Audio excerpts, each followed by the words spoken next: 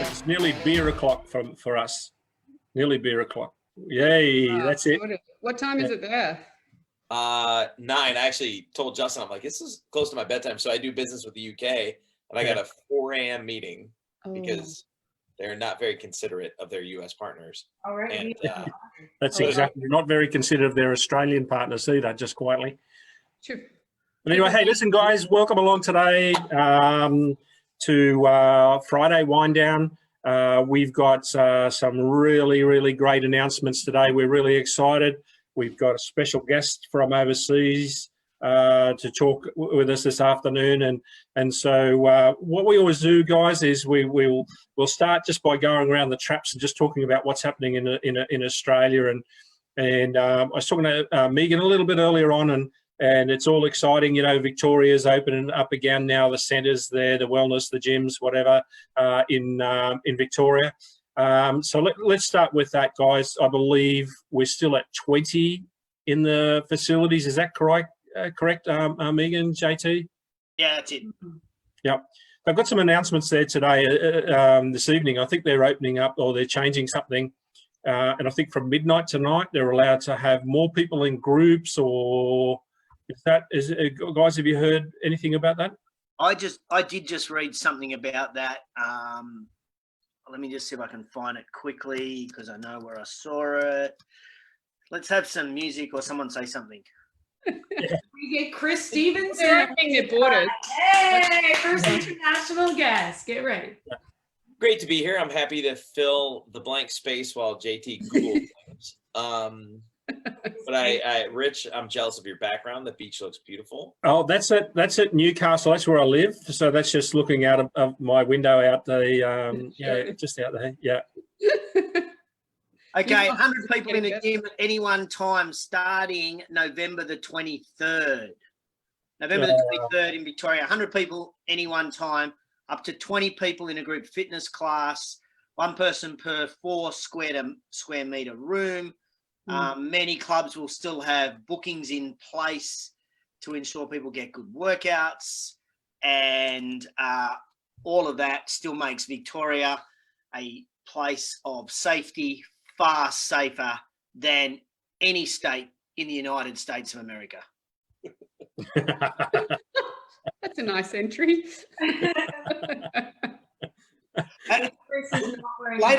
Later in our chat with Chris, I've got a question, and the question is, how do we get you back down under to talk to the Aussie fitness industry? I'm sure his answer is going to be, just invite me, I'm coming. I'm out of this country.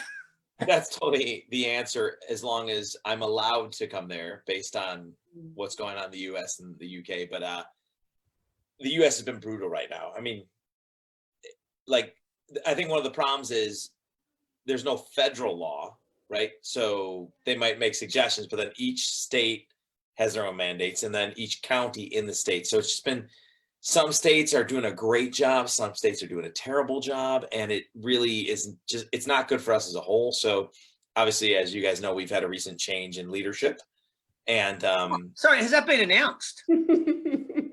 It's funny. It's funny being immersed in it. And then I had literally 3 people from 3 different countries, one from Australia, one from the UK, and one from Sweden, congratulate me. So, no, but that's interesting because, you know, the US was very divided on the candidates, but it was interesting to see what the world's perspective on what's going on in the US is. And everybody's like, congratulations, man. Like, thank goodness. But I think that's pretty powerful, right? That the rest of the world had that opinion, and it's just been brutal though. So I think with the new leadership, we're going to see a little bit more of a uniform approach to handling COVID, because normally you want to break records, not in this case, but we are like the champs. I think Texas just became the 10th biggest spread of all countries. So one of our states is not like in the top 10 countries with that many cases. So I really do hope with the new administration, when they take action in January, we're going to control things a little bit better. But it's been terrible. It's been crazy. So where I live, actually, So I'm on the border of LA County and a county called Ventura County. LA has been shut down since March 15th. Gyms can operate outdoors, not indoors. And the governor and then the mayor both said, don't anticipate a change anytime soon. And then Ventura County was allowed to reopen at 10% occupancy. And then it's predicted that on Monday, because cases are rising, they're going to go back to the same, no indoor operations for restaurants, bars, and gyms. So we're right where I'm at is it's a pretty accurate predictor of what's going on in California in general. So it's bad. It's bad. They're closing. And we're opening. Yeah. So again, as soon as you want to bring me back, the guest room was amazing. Back to the main point of the question there is yes, definitely wants to get out of there. Yeah. So Guys, so what we might do, guys, is just quickly, we've got a couple of announcements, and I think it's and then we'll I'll get JT to introduce Kristen. Firstly, JT, I believe now, mate, you sit on 2 international committees, HRSA. Just real quickly, mate, what are they? What do they do, and what's your role? What do you see as your role in there? Well, I don't know what my role is yet. I'm still trying to work that out. But yeah, one of the committees, we had a call the other night, which is really exciting. It's an international committee with suppliers and CEOs and MDs of some of the biggest chains around the world, where we're looking at how we can lobby governments across the globe to move the fitness industry into an essential service. So that the reality is, by the time we get this to happen, COVID will have gone and done and dusted. So we're not looking for, as a committee, to come up with solutions to COVID. So if the industry is thinking that this group will come together and in 3 months we'll have a solution to get bums on seats and clubs open in every country, then they are dreaming. This is a far longer term project and really exciting for us to be able to collect some true data points of how exercise impacts individuals, their health, their mental health, their physical health. Really exciting. And when you have a look at, I feel like a true imposter in that group, because there are some seriously powerful men and women from around the world that are meeting with this sole aim of raising the profile of and the professionalism of our industry. Well done, mate. That's fantastic. I think, that's really exciting. To hear that the industry worldwide is starting to look at putting this sort of stuff together. As we've been talking about our program, it's a bloody hard task to even get anybody in Australia to even say, yeah, let's all join hands and do some of this stuff. So well done there, mate. And we'll be really, really keen to follow the developments as things come along with that, mate. That'll be really cool. Yeah, so that's pretty exciting. And then the other one, really probably more US based than international, but our goal would be to be able to roll it out internationally. Megan, you'll remember this, and Chris will definitely remember this. Years ago, America had a campaign called Get Milk, with the white moustache on all the on the celebrities. Absolutely. So Brent Darden is the interim president. I think Chris will correct me if the title's wrong. Interim president of HRSA. He has this BHAG that we put together, an industry version of Get Milk or Got Milk or whatever it is. Yeah. So, some of the smartest marketing minds in the US, we're coming to, and me again as an imposter, is coming together to work out how we can put together one of these really powerful campaigns that if we get no money, we can still run it at a grassroots level, similar to what we did on the 1st of June this year. Or if we do it well, we can get some capital from the top end of town. And we've already got some serious commitment from some of the US players, both money, but also IP and really smart people to help us work on what this campaign is going to look like. Again, we're not going to roll this out in 3 weeks or 4 weeks, but I would expect to have a campaign like that ready to go probably by the summer of for the US summer. I would guess that'd be our timeline. So JT, you'll be able to pick their brains, and we'll be able to just emulate it here in Australia. Hey, let them do make all the mistakes, and then we'll just Well, I've already said- I've already- Things that are working. I've Exactly. already said that subcommittee, the Fitness Australia ads that they did that came out this week at Back to the I Gym. love And they're those like, ones you shared. oh, I love them. They're great. And I'm going, what? We got our campaign? Done. We're ready. Our work here is done. good stuff, mate. Awesome. That's great. So some other news, mate. You want to break the news? We've got another celebrity on our hands there with Eddie. Yeah, our thought leader in the group. Congratulations, Eddie. It is Yeah, now well done. Well done, our Eddie. common knowledge. You are on the board of Fitness Australia. I heard, which is an absolute lie, that all the other nominees stepped back and you were still standing forward. Well, that's what I thought was the case, JT, but I don't care how I got there. It's all good. Yeah. You have got there on your own 2 legs, and with all your experience and knowledge, you are going to bring a beautiful. I'm going to say it. I'm going to say a different way of thinking to many of the things that come up at that board. Many of those, the concepts, the strategies, the thoughts that pop up, you'll come from a different angle. And I'm really excited for you, because I know you've tried to do this before and you weren't able to you didn't get voted on, but this time you're on and you're ready to make a difference. Yeah, thank you. And I think you guys were very supportive for that. So thanks for putting the word out too, because I'm pretty positive it wasn't done solo. So thank you for the support. No, it's going to be exciting. I'm looking forward to being part of the conversation. And as I've said to you before, JT, I think I have the conversations about what I think. And if I'm going to have the conversations, then I need to put my hand up to be in the conversation to make a difference. So yeah, I hope that I can make a difference. We'll see what happens. But Well done, Eddie. And if you got a pen handy, Why? my bank account number is 062. Exactly. Thanks, Rich. Right. And No, that's a donation. Thanks, Eddie. No worries. other people off, Rich. It's getting expensive. No, good on you, mate. That is awesome. Eddie, your T-shirt will arrive for you to wear at every board meeting that says Friday Wine Down on the back. You're totally right. I'm sure. I'll wear it with pride. With pride. No. But can I just add, I couldn't agree more with JT. Eddie, you're going to add so much to that board, and coming in from a female perspective as well, and your years of experience, I'm really looking forward to the impact that you're going to make. So I'm really excited. And also being one to not shy away from their opinion and raising their voice. Oh, nice. Is Might that not be the most popular in the room. It is, yeah. It is.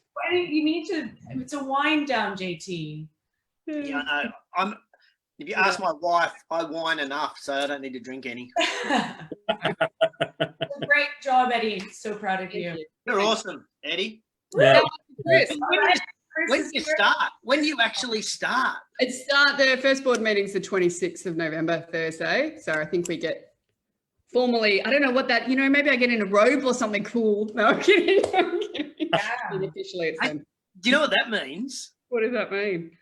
The next day is Friday Wine Down, so we will have an exclusive conversation on Friday Wine Down with Edwina Griffin after her first board meeting. So I need to do some memorable moments in there, evidently. No pressure. Right. I'll do it just for the one. This is for the wind down. I'll do a dance or something, JT, just to make sure I've got a good story. Love it. No, good on you, Eddie. Fantastic. Well, but guys, we better throw over to JT. JT, you're going to introduce our very special guest. Well, lots of people in Australia would remember Chris Stevenson from Filex a couple of years ago. He came out and spoke.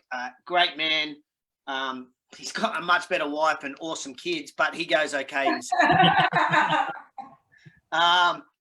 Look, many people from the outside looking in would have thought that during COVID, Chris was just merely a stay-at-home dad who just looked after the kids. but he has been working his butt off. He will tell us when I ask him how many webinars he has been on around the world. He has a little competition going with another guy in the US to see who can get on the most. But he's been speaking enormously. He's been doing lots of research on customer service and strategies for training our staff to handle some of those tough conversations in clubs. So been working his butt off around that. He is the owner of Stevenson Consulting, so he's been doing some consulting work. He is a board member of URSA.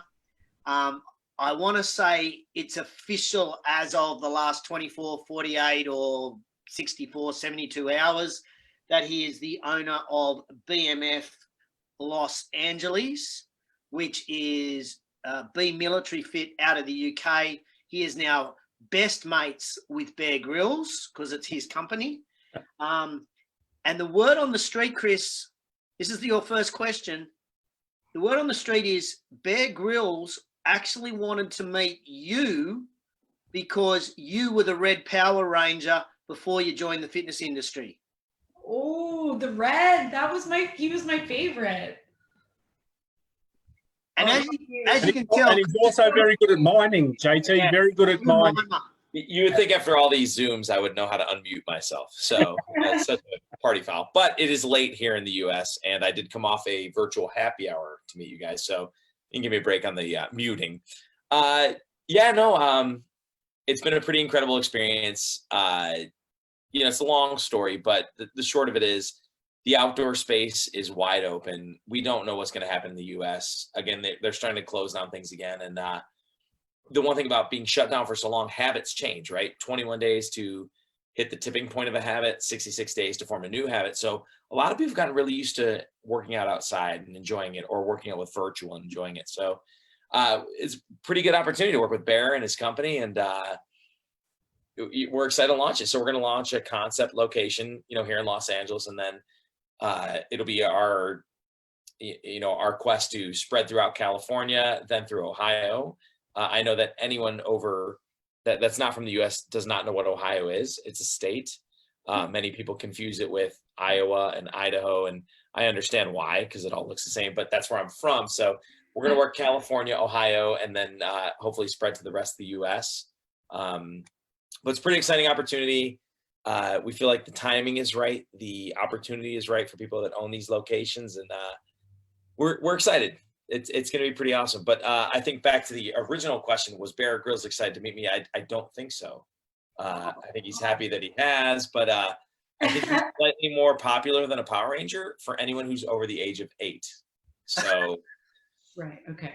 so his kids were But Chris, we have the Wiggles in Australia. You've probably heard of the Wiggles. I think they're worldwide now, and so I would think Power Rangers are pretty well renowned throughout the world as well. Would they not be? No, they are, and maybe Bear Grylls just missed that period of his life or something where he didn't get to experience Power Rangers. Yeah, no, it's we've gotten the Wiggles jokes before, or Teletubbies, Ninja Turtles. We've gotten all of those, but ultimately the Power Rangers. And then one other joke, just to cut you guys off at the pass, is no, I was not the Pink Ranger, because that always comes next. Pink Ranger is really ripped for a girl. I could see why. So I was looking at your profile earlier on, Chris, and it says it was talking about leadership. Everything you learned from Power Rangers. Yeah, there is some truth to that, because I will tell you, when I got the job for Power Rangers, it was very much an accident. I ran a martial arts studio in Ohio and was very serious throughout college. I was a competitor, then I coached other competitors. So I didn't have the typical United States college experience, right? Which is a lot of fun. I didn't have that. So you know what? I'm done. I'm going to go for 2 years somewhere warm, like California, and just have fun. And in that period of time, I ended up meeting some other people who worked in the stunt industry, and they said, hey, you should come down, you should try this. And I did, and it all worked out. But, it was kind of a crazy experience. But the thing was, I knew martial arts, and when you go to stunt work, it's very different. So a martial artist, you punch straight, and stunts, you go. And it's, as a martial artist, you're like, that would never work. And they're like, but it really works on camera. So that was like the first introduction to like understanding that different situations require different skill sets. And it might not be what you've learned your whole life as a leader that works for these particular skill sets. So there were a lot of leadership lessons I did learn throughout that process on looking at things from other people's opinions and how does this look to an audience or a customer or a member, and how do we approach it differently to meet their needs and what they need to see as opposed to what I think would be what I would naturally do. So it was a great experience, really, ironically, and I've presented at a bunch of conferences, leadership lessons I've learned from being a Power Ranger. And it was incredible. You learn a lot going through that process. Pete, do you agree with Chris there as our fellow stunt person on the Friday wind down? Do you agree with him on that statement? Most definitely. Everything is different once you get in there. And whether it, like, I did a BMX stunt, and that was nothing like you would actually ride a BMX race, but it looked awesome because it was super high. But when you're BMXing, you want to go close, low to the corners and really dig in for speed. But whereas when you're BMXing on camera, it's like, okay, just get really high, like the BMX bandits. That's not actually how it looks. And I will tell you, Justin, one of my first, it's funny that you say that, because one of the first experiences I had was as the stunt guy, and I was working with an actor, and he had a martial art background, which was the worst, because that's the last person you wanted to work with who's actually done some martial arts. And he goes, I'm going to get really close to you. I'm like, you don't need to. Like, you don't need to. You can be, 3 feet away as long as you're out here. And he's like, no, I'm going to get close, make it look real. So of course, the first take, he's like, whap. And I'm like, punched right in the face, nose is bleeding. I'm like, you didn't need to get that close. And it was about 6 takes before he realized that, first of all, it doesn't look good. Like a real reaction to a punch doesn't look good. Like when you're acting and you're like, wham, that looks great. When you really get punched, you go, oh, and it looks, but it literally took this guy. No, I'm just kidding. So let's convert this to leadership in the fitness industry. So what you're saying is you got to over exaggerate but not get too close. Actually, yes, right? Especially in times like now, you got to exaggerate confidence and optimism and all that stuff with your staff and show them, we can make this, right? You got to be over the top with them. But it really is leadership in the fitness industry. I think the biggest component right now, and this was actually even when I was getting punched in the nose by an actor, is empathy, understanding what it's like to be in that person's shoes. And instead of just imposing your own way of doing things, think, where are they coming from? What are they thinking about? What are their fears? What are they dealing with? And if you can reach them on that level, being empathetic and understanding that they're coming from a different viewpoint than you have, I think you can communicate to them better and then get better results from them. Well, see, I'm involved in a couple of charities, if you want to call them, or not-for-profit organisations here in Australia. And the big thing that I found is what you're actually saying is so true. But they're multifaceted, and you've got to look at it from where you sit, but you've also got to look at your staff. You've got to look at your clientele, your suppliers. And you've got to try and understand from a leadership perspective how each one of those people fit into there and how they're feeling at the moment as well. So the guy that was pretty, I'll say it, pissed off, with you because he went to drop some a box of drinks or something, and went off at one of your staff, put yourself in his shoes, that man's, probably struggling, in whatever way, or that person, So, leadership is very, it's a dynamic and diverse thing to talk about leadership. People think it's a single lane highway, but it's not, just get out the front and lead, but it's not. No, I agree 100%. And I think with all the clubs in my consulting practice that I've worked with, the worst leaders are the ones that just believe everyone should behave like them. Yeah. And you have that conversation with leaders like, listen, you're super invested. You're all in. You don't need pats on the back. You're just wired that way. Most people aren't. So that's the first thing as a leader you got to accept, is that people aren't you. They need different things. They need the coaching. They need the pats on the back. They need the gratitude expressed. And that's hard for some leaders, right? Because they don't need it themselves. But you got to understand that these people are not you. Yeah, correct. And I think, today more so than ever, whether you're the leader, and I guess leadership's in different levels, as well, so I mean, yes, you're the head of a company, then there's, your directors, your staff, leading in their way in the gym and that sort of thing. So there's different levels of leadership, and how do you impart or empower to your staff at the moment when things are so uncertain, especially in your situation in the US. Here in Australia, things are starting to stabilise, but how do you empower your staff, to believe they've got to believe in you, I guess, or you've got to believe in them both ways, but that they're going to empower their staff and the clients and so forth. Well, I think that's the key, is supporting your staff, right? They're going to make some mistakes. It's an uncertain time and there's a lot to deal with. So you have to, as long as you have established a good culture and expectations, and you've given them support, the support they need, the coaching that they need, even if they make a mistake, you got to say, that's all right. I know you're trying to do the right thing, and just let them know that you're going to support them no matter what. I mean, obviously, unless it's egregious or they're just a bad hire, but if you've got a great staff, let them know, hey, listen, here's what we're trying. Just be very clear about the mission, vision, and values and what we're trying to accomplish. And I trust you, and make your decisions. I'm empowering you. And if it's wrong, I'll coach you through it, and I'll coach you up so that we don't make that same mistake twice. But go for it and just let them know that you have their back. I think that's the key. Hey, Eddie, can I ask you a question? Based on what Chris just said, that was the typical 1 minute manager shit sandwich.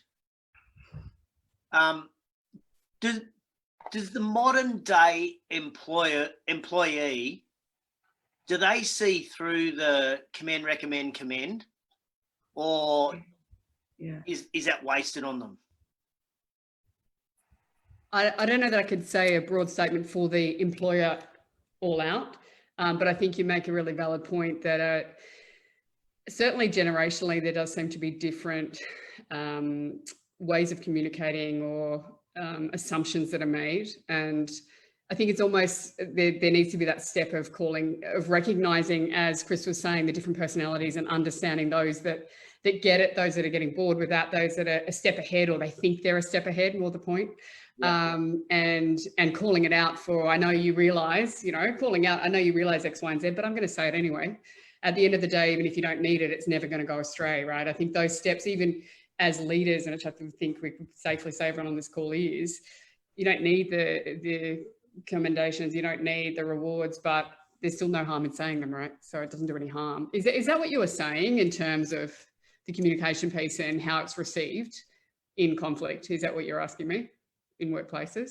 Oh, me? Yeah, sorry, I'm just not exactly sure that I answered that. No, you did. And I really like that phraseology you used. You probably know what did you say? You probably know I'm going to say this, or you probably know this, but. I know you're aware of this. Oh, I know you're aware of this. And I'm going to say it anyway. So I don't like using but no. It's always an argumentative word. Well, is anyone here a Game of Thrones fan? Oh, what? Then my joke's not going to work. But in Game of Thrones, Jon Snow says, my dad taught me anything that's said before the word but is horse shit. Absolutely. So, yeah, I know you're aware of this, and da-da-da-da-da-da. I like that. Great phraseology. You'll be hearing that in seminars that I deliver and Chris delivers in the future moving forward. Nice.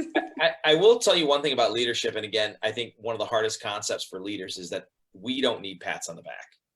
We're just driven. We just do what we do. But when you look at the Gallup Q12 Employee Engagement Survey, which is like the most studied, data-driven, researched employee engagement survey, when you look at the questions, there's 12 of them, like 2/3 of them somehow revolve around gratitude. And I know sometimes you could say, hey, it's attitude of gratitude, month of gratitude, my gratitude journal. It seems kind of nebulous and kind of fluffy, but that motivates people.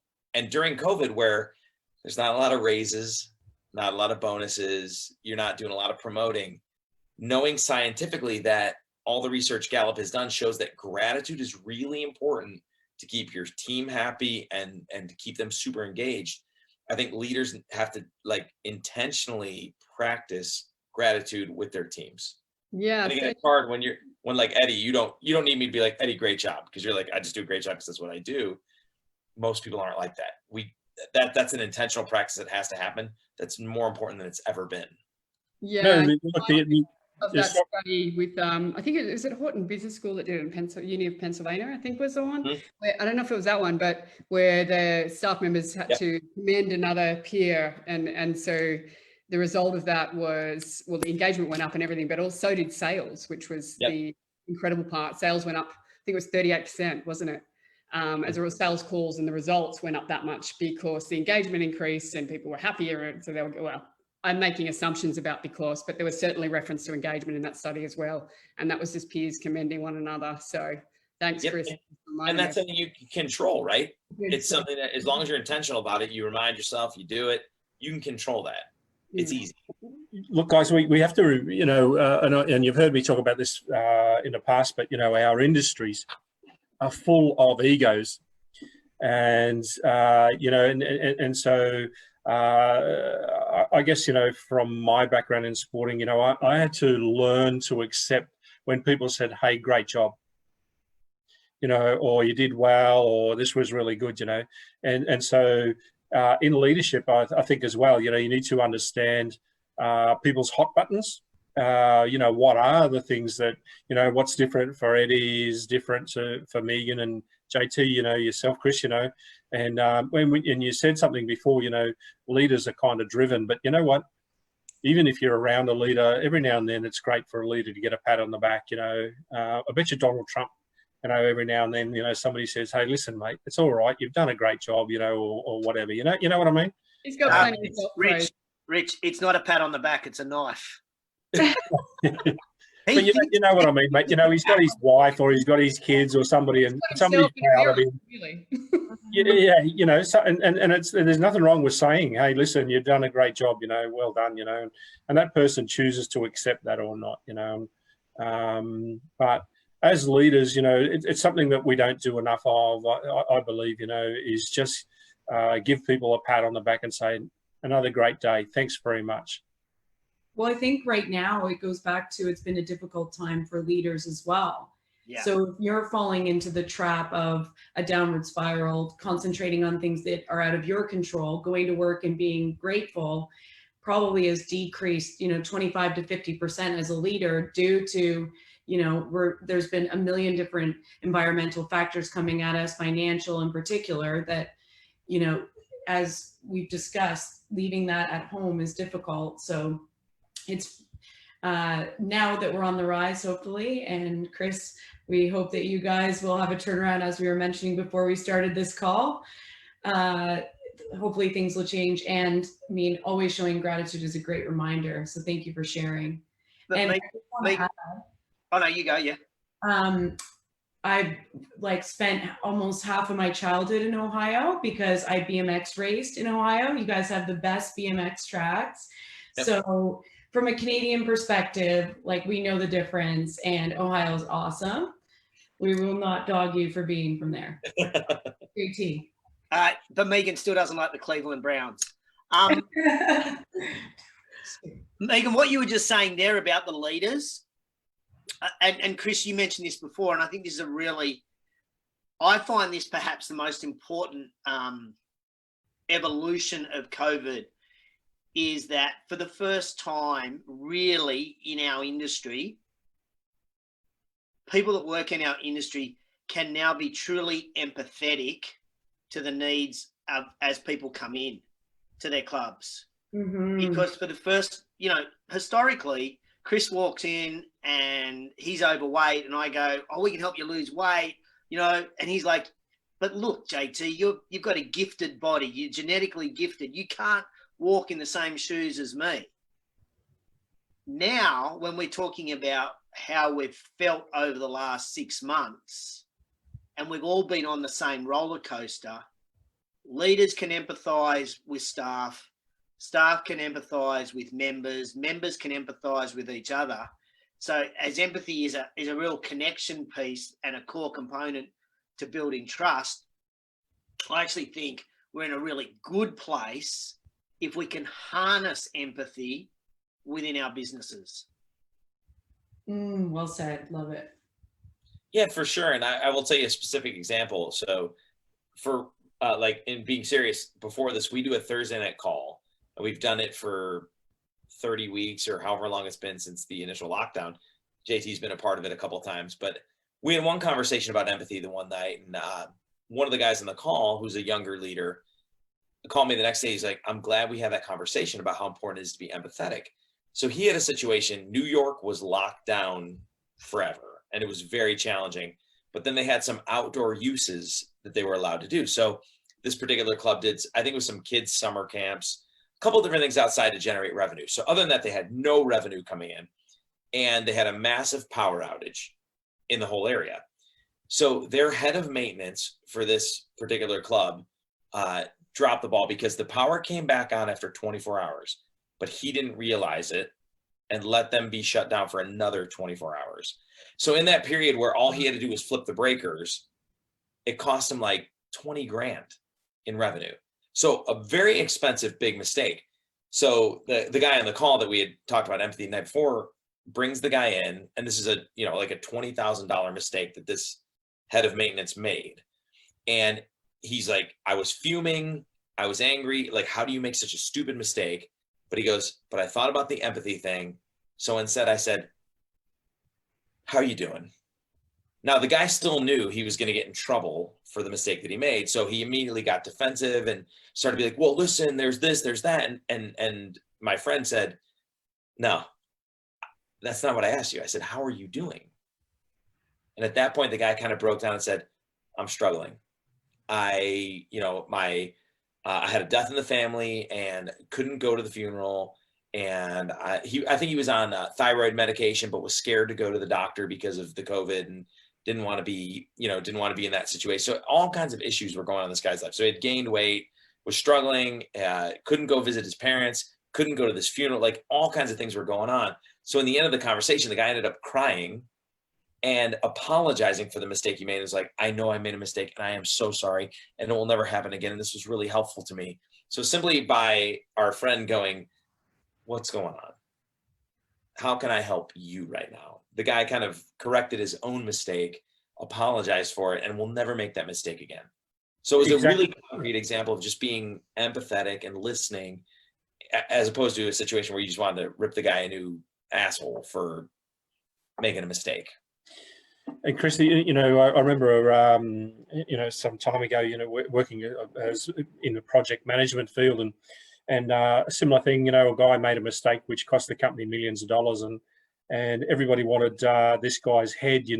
On the boards come together and they're saying, this is what we want him sacked. We want him, charged. All of this sort of great, amazing sort of belittling sort of stuff. And the chairperson, the head of the company, he said, why would I want to sack someone when it's just cost me $2 million to train him? He'll be the best project manager that we've ever employed, and so on and so forth. And that guy is, and he's still in that company, and he's an amazing leader and teacher of project managers, So, there is a number of ways of looking at it. Question for you, mate. Look, one of you, and I like this. I took this from your profile, but successful leaders make change. And with everything that's happening around us, change is actually happening, whether we like it or not. There's a lot of changes made, decisions made for us, not by us.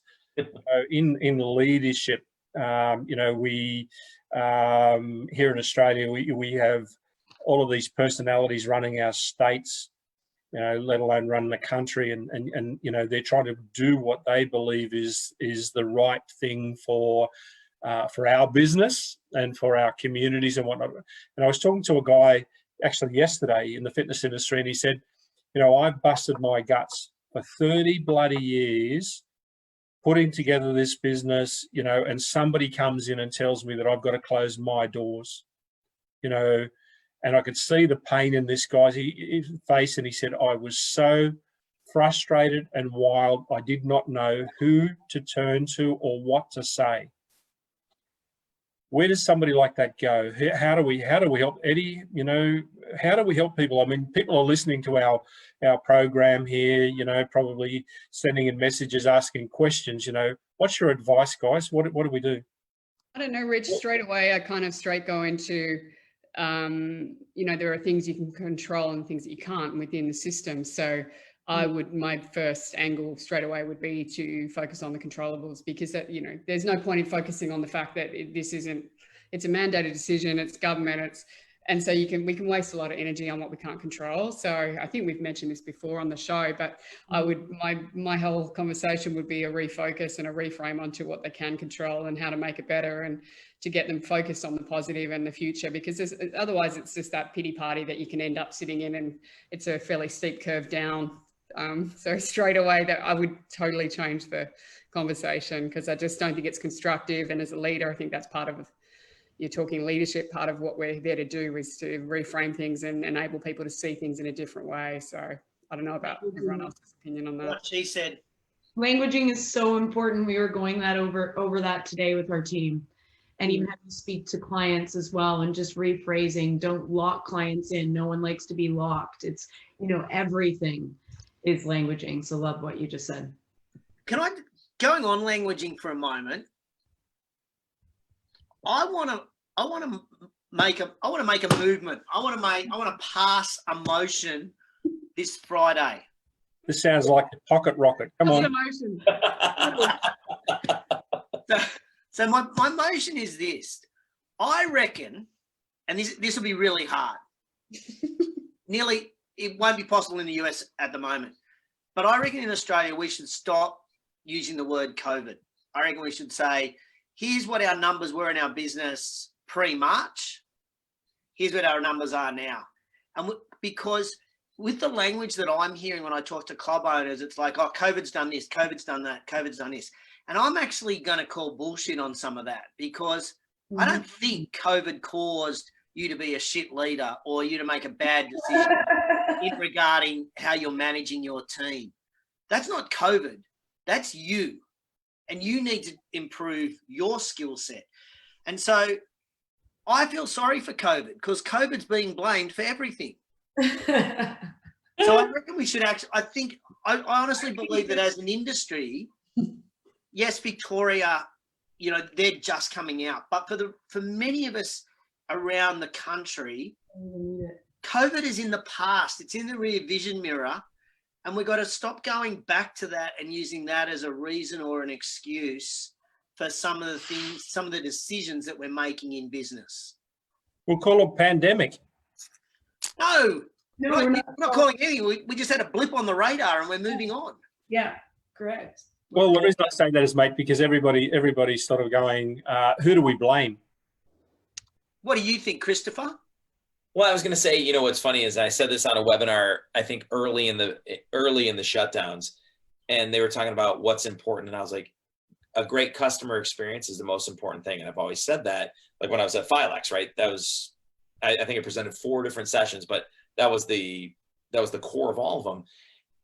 And it's like kind of too late. But if you created a great, engaging customer experience prior, your members stuck with you through this, and you're going to be fine when you come out of it.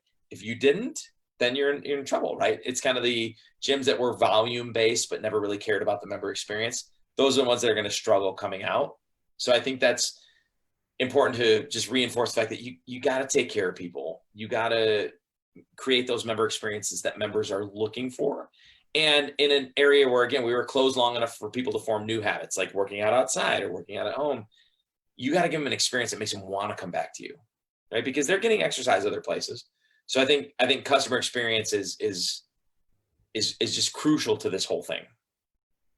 Well, it's interesting you say that, because the customer experience, what I found dealing with a number of the people in the industry, the guys that have gone ahead and made some changes and are listening and picking up information, what works in different countries and even in different states, you know, their memberships are coming back really well. their memberships are coming back. Really, they're really responding quite well. In fact, I know a couple of centres who have since this episode has been out there, JT, but they have, some of them have actually brought in more members than they actually had, because people got out and became active and go, hey, listen, this is not so bad. I feel great. Maybe I should start going to, and doing workouts and so forth. So some of those centres have increased, 10% on where they were. Yeah, definitely. And I'm aware that we're just running out of time. Chris, I was wondering what your top tip would be, because you're expanding, BMF is going well, for gym owners that are watching this from the US, Canada, or Australia. For you in this, like that you're expanding during a time that other people are going the opposite direction.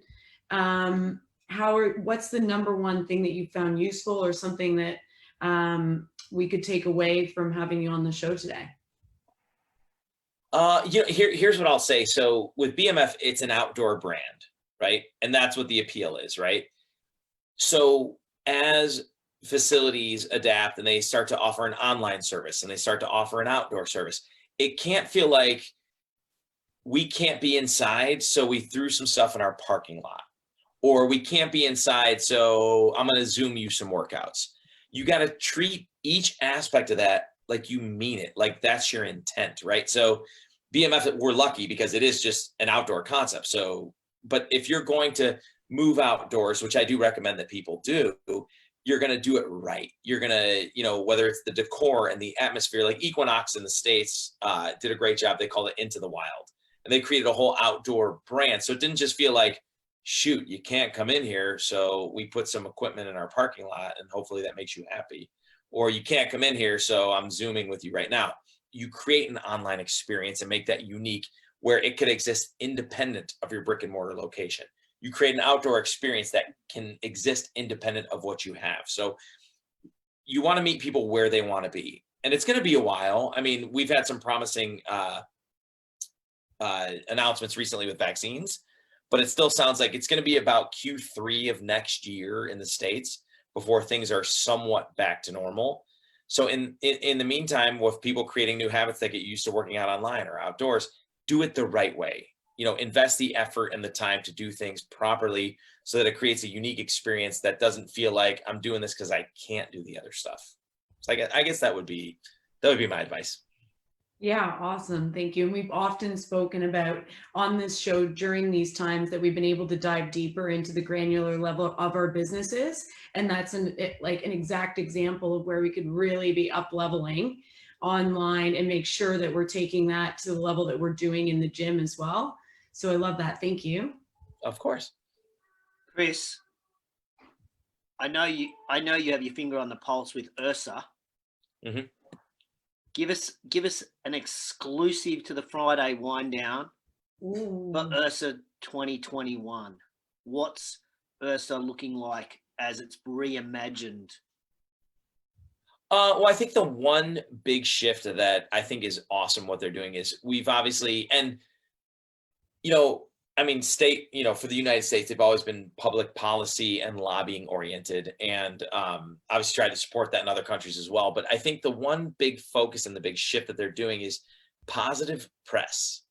And I don't know if it's been like this in Australia, but anything that goes to the media, especially in the States, is like the muscle-bound guy with the nasty beard going, "You can't shut me down," and they kick their door open, and the news reports on that. And it's a shift to trying to create positive press, coming to your club going, look at what these people have done. Exercise is medicine. They've followed the guidelines. They've created pods and they've put extra sanitization in to make sure that everybody feels safe.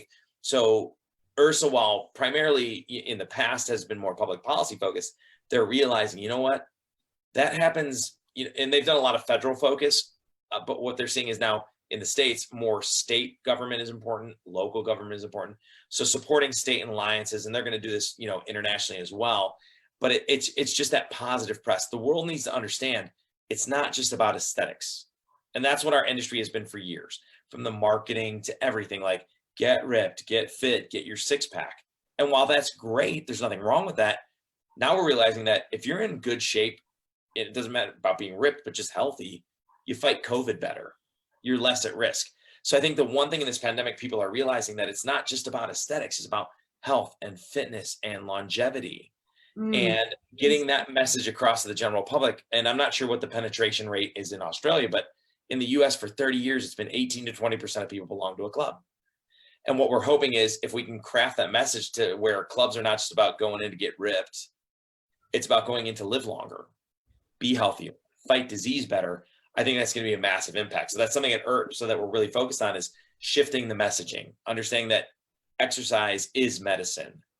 Gyms are safe, right? And I followed that in a campaign once a while ago. It was some weird podcast thing. I don't even remember. Oh wait, no, it was a fitness business podcast. No, but in all seriousness, that's the big transition, right? It's we are essential. This is important. We do change lives. It's not just about aesthetics. And that's one of our big missions at URSA is to grow the industry so that we can shift in the US from 20% to 30 to 40% of people belonging to clubs because they realize what you really get from being there. That's a good exclusive. Thank you. Yeah, You're welcome. amazing. And that's really good. That's really good, Chris. You know, I mean, that lessens the burden on the medical system and go on so forth as well. You know, I mean, it's got a lot of impact in what you're actually saying. And I guess, you know, we've been trying to drive that sort of here in the Australian market as well. And, you know, there's been a lot of discussion in you know, certainly in our wind down, you know, about that side of things as well. And so it fits hand in fist right throughout the world by the sounds of it, which is really cool. Yeah, no, and you know, at the end of the day, it's awesome, right? I mean, we do work in the best industry in the world. Like, what other industry changes people's lives for the better? I mean, it's rare that you get to do what we do, and now just making more people realize, like, the impact that we have. I think that's as hard as this time is. You know, a little bit's Darwinism, because there are some bad operators. Yep. And they're not going to make it. So there will be a little bit of Darwinism where some people will get weeded out, and it is what it is. But then the great providers who do things right, who change people's lives, will have more people to pull from and make a bigger difference. Well You were said. going so well, and I was saying you so seriously until Adam stuck his head in the bottom corner. But you saw that, right? I'm Yeah. like literally looking over, like, get at you. First of all, you should be in bed. It's 10 o'clock on a school night here. Aw. Well, thank you. Thanks, Chris. Thanks for your time. My pleasure. Dad duties. All right, guys. Look, I think we'll have to finish there. Time's up. The meter's about to run out. And, you know, so I really, really appreciate you coming on, Chris. Look forward to having you on again in the near future. And congratulations to JT, Eddie, and thanks very much, everybody, for coming along again. I know that we're making a difference out there in the certainly in the Australian market. And hello. Zoe! Hey, they all want to be in the movie star industry. Adam was just on. I know, Mum. So good on you guys. And yeah, look, spread the word, spread the love. We, you know, Chris, everything that's going on in the US, you know, we you know, we're you're across the other side of the world, but you know, we all feel it as well, mate. And you know, you guys are hurting, we're hurting. Okay, so yeah. All right, guys. Thank you very much. It's now beer o'clock. Chris has got to go to bed. He'll be up again in another couple of hours. And look forward to catching you all again in a fortnight. Thanks. Awesome, guys. Thank you. Cheers. See ya.